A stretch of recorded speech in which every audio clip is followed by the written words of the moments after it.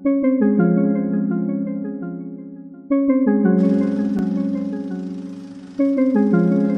come with nothing, and eventually we will go with nothing. So with that in our mind, makes decision making much more easier. So whatever that will harm people but make a lot of money, we don't do it. Okay, whatever that is good to other people, to the environment, even though it's even not making money or just barely meeting the cost, we will do it.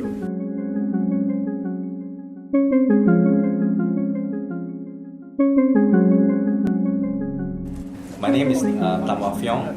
I'm the chairman of Thumbprint United Sdn Bhd. I'm also the founder of the company.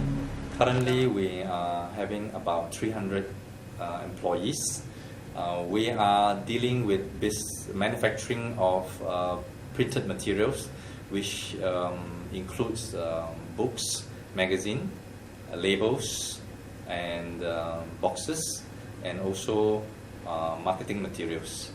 When we started the business, it is only me, my wife, my brother, and a few other staff. So a total 8 person in the company. We provide services to those customers that were willing to support us, even though we really start very, very small. We work very, very hard.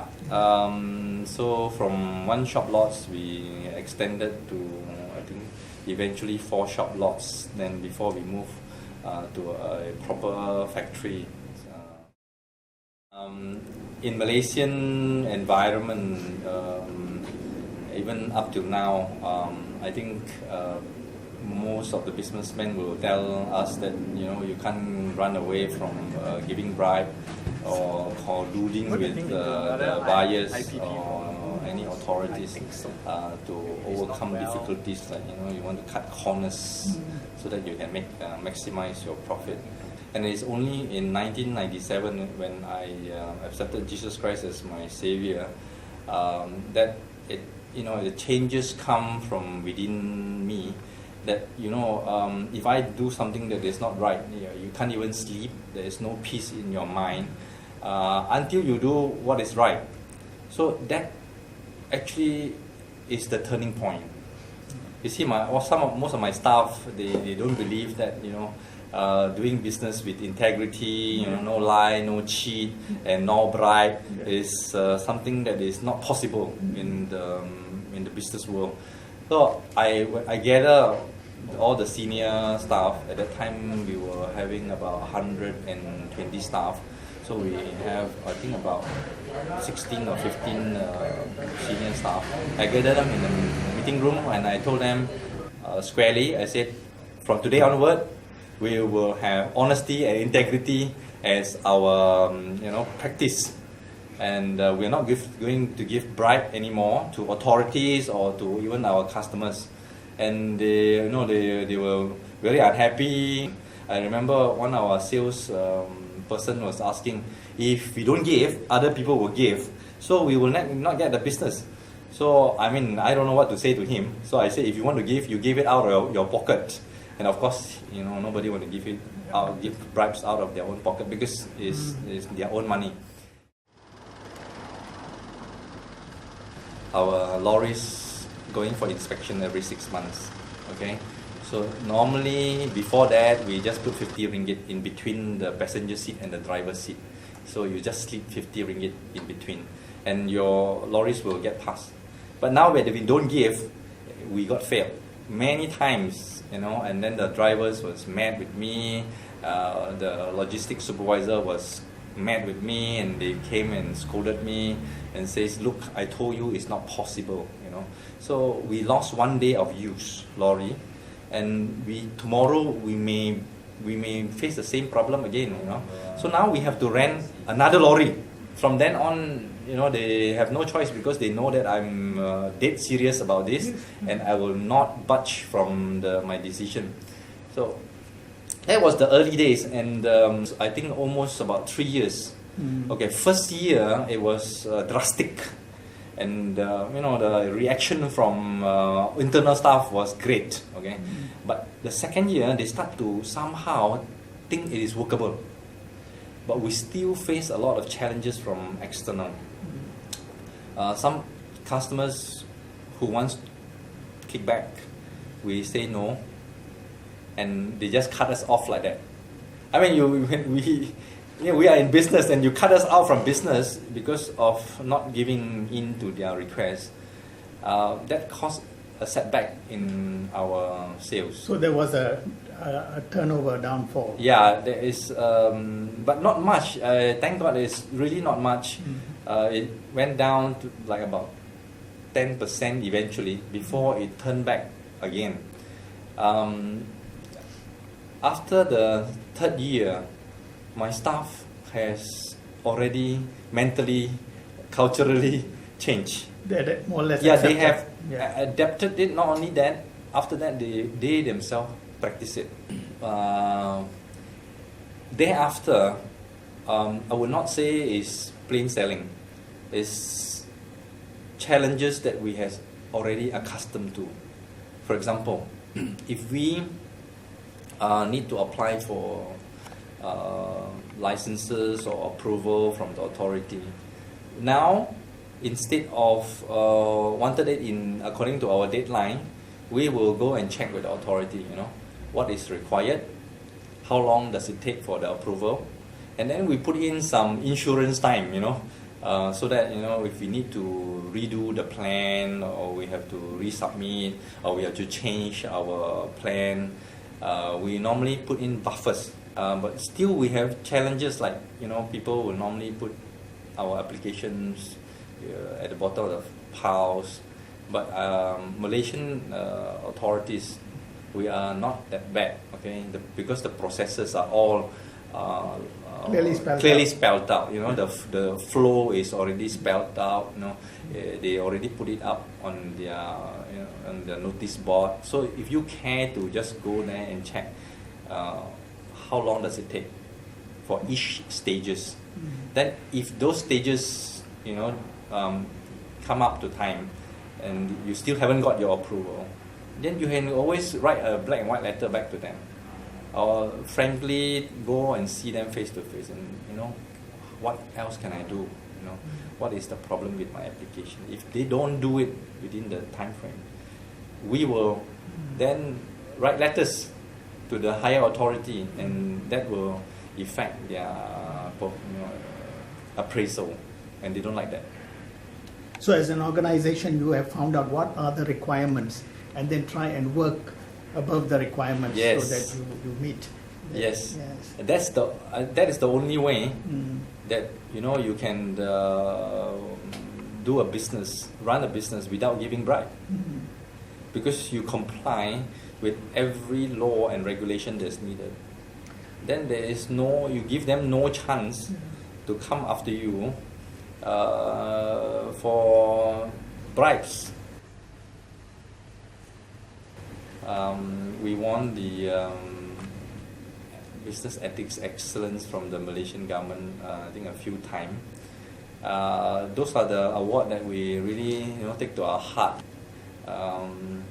But we really treasure them. Things like Environmental Printer of the Year, or CSR, most admired company in ASEAN for CSR, because we think this is the thing that a business must have. Profit and ethics is compatible with practices. In the beginning, of course, in short terms you will have the challenges, but in the long run, once you got used to it, and you're used to it by practicing it, then yes, profit and ethics are compatible. Everybody likes integrity, okay? Because when they deal with you, they don't want to be cheated. They don't want to be lied. That's the last thing they want to experience from anybody that they do business with. So in the long run, when they find that your integrity is top notch, and ethically, you're running ethical businesses, they will normally want to stay on with you. How about your suppliers and distributors? Our suppliers and vendors, that we have to communicate with them that we do not take bribe, and we also do not want our staff to be involved in it. We send out leaflets, and I think last year we have implemented the corporate integrity system, which is just like the ISO system, with training people, making it official to all our staff and vendors and suppliers, and also our customers as well. We send out letters to them and also want them to sign integrity pact with us. Now, some of the vendors and suppliers, they refuse to sign because there was a few clauses there that warrant them to practice likewise in all the other dealings.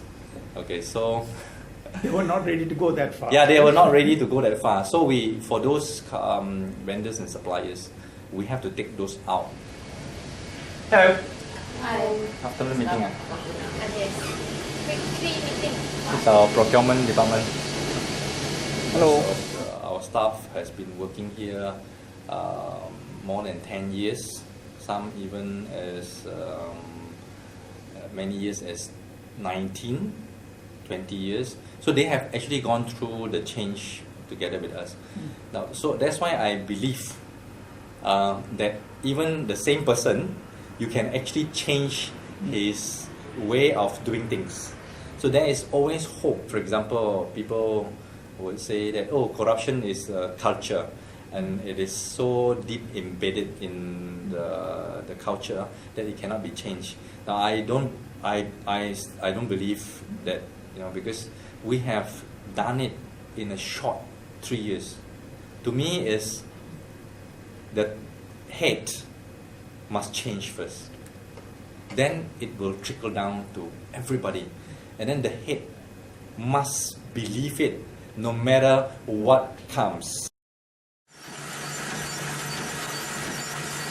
In 2009, we have implemented minimum wages on our own. Because at that time the average income for new intakes in Malaysia is about 450 to 550 ringgit, and we also practice that here. But I was thinking to myself, if I'm given 550 ringgit plus all the overtime claims, it can go up to about 700 ringgit. I will never be able to survive, even on my own. So I said, if my staff cannot survive, how are they going to have ownership of the company? So I sit down with my HR department and said, look, by 2009, end of 2009, minimum wages for our company will be 700. Okay. So please do it. And of course, during those time, the finance will come to me and say, look, we are going to lose money because we have about nearly 300 staff. 200 ringgit for each staff is so much times so many months, it will become so much. Yeah. And I said, don't tell me that. I believe that if we do things right, God will take care of the rest. I said, even if I need to cut my salary, go ahead and do it. So we did it by end 2009, minimum wages is 700 ringgit. And true enough, we lose a little bit of money.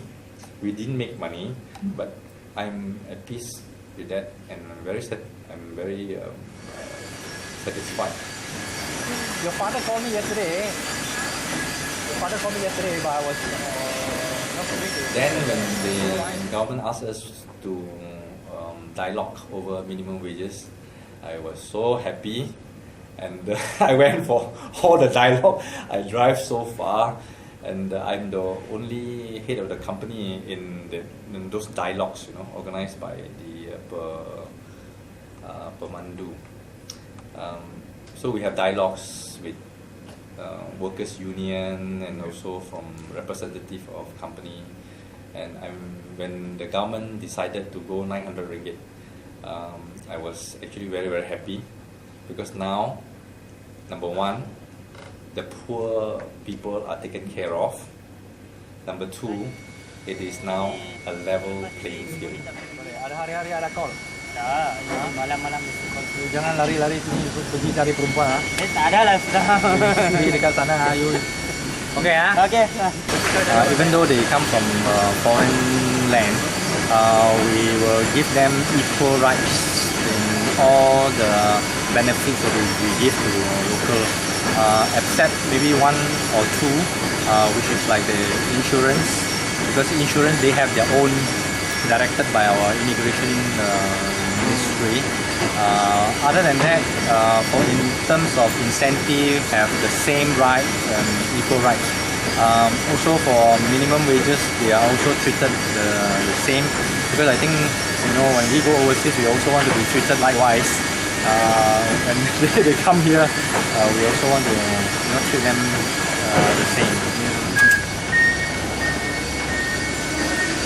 In the good time, we overshoot them, but in bad time, we underperform. So 7% is actually a average throughout the years, and thank God we really have achieved that.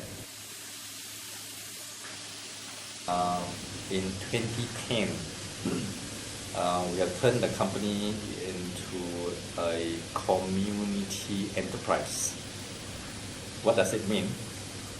That means the shareholders is still holding in trust the shares of the company, and still make investment decision for the company, but the profit of the company will now 100% intact within the company. 50% will go to the staff in ways of incentives, and then we also have management profit sharing. So 50% go there, 25% go into renewal of machineries and business expansion, and then the other 25% is cash flow reserve, and also to pay down our loans from the bank. So with that implemented, done, because I need to negotiate with our current shareholders to give up their rights to the profit. So which is a very challenging thing to do. But then, because I'm the biggest shareholders, I hold the largest chunk of the shares, I said, if anybody were to lose, I am the one who lose the most. True. So I said, the profit